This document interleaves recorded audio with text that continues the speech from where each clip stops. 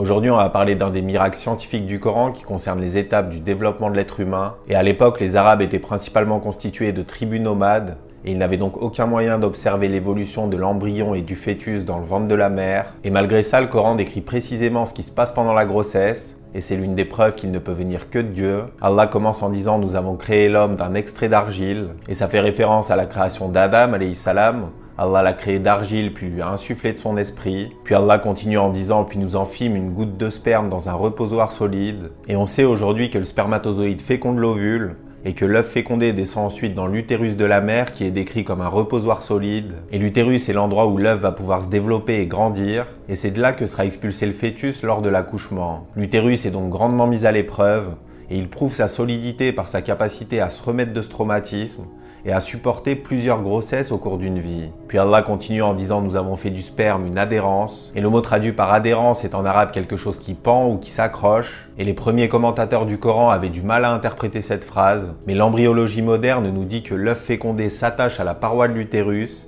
et qu'il s'y niche de plus en plus profondément. Et le terme adhérence correspond donc parfaitement à ce qui se passe à ce moment-là. Puis Allah dit « De l'adhérence, nous avons créé un morceau de chair mâchée » et ça fait référence à l'embryon qui n'est encore que de la chair molle et qui continuera de se former pendant plusieurs semaines. Puis de cet embryon, nous avons créé des os et nous avons revêtu les os de chair. Le fœtus commence par former des cartilages qui deviendront le squelette et les os du bébé, qui seront ensuite recouverts de chair et de peau. Puis Allah dit ensuite, nous l'avons transformé en une toute autre création. Et ça peut faire référence au moment où l'ange descend l'âme de l'enfant et l'insuffle dans le ventre de sa mère. Parce que les animaux passent aussi par ce type de processus. Mais l'être humain reçoit une âme qui le rend unique et qui fait de lui une toute autre création. Et Allah conclut en disant, gloire à Allah, le meilleur des créateurs. Gloire à lui pour cette description précise et miraculeuse à une époque où personne ne pouvait en avoir connaissance. Et gloire à lui pour le miracle de la création.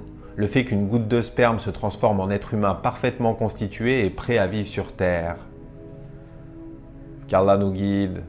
Salam alaikum wa rahmatullah.